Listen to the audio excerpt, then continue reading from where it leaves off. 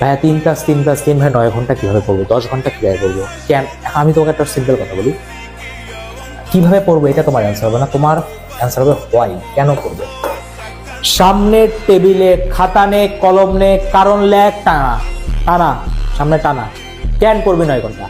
কেন লাগবে সিট? মা বাবার স্বপ্ন পূরণের জন্য, নিজের স্বপ্ন পূরণের জন্য, যারা পাশে গালি দিছিল ওদের জবাব দেওয়ার জন্য, নিজের সম্মানটাকে ব্যাক আনার জন্য, বাপ মার টাকা কি বলে সেভ করার জন্য, নিজের পায়ে দাঁড়ানোর জন্য, কি কারণে? নাকি আমি পাবলিকে পড়বোই না, অন্য কিছু করে লাইফে সেটেল হবো? যদি এটাই ড্রিম থাকে ছেড়ে দে, দরকার নাই। কম্পিটিশন অনেক, 100-র মধ্যে 67+ যদি পাইতে হয় ডেডিকেশন থাকা লাগবে, কথা শোনা লাগবে।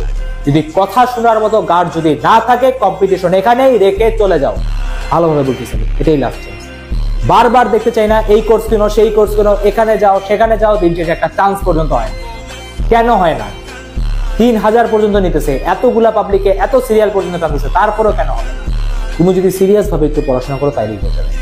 কথা বুঝে গেছে? কারণ লেখ, টানা। যদি কারণ একটা কারণে যদি না লিখতে পারিস, টেবিল থেকে উঠে যা, ফোন বন্ধ কর, সর এখানে, কোনো দরকার নাই। খুদাই তুই তো টাইম নষ্ট করতেছিস, এভাবে জীবনে চান্স হবে না, জিন্দেগিতে চান্স হবে না। কথা বুঝে গেছে? যদি না হয় এখান থেকে সর।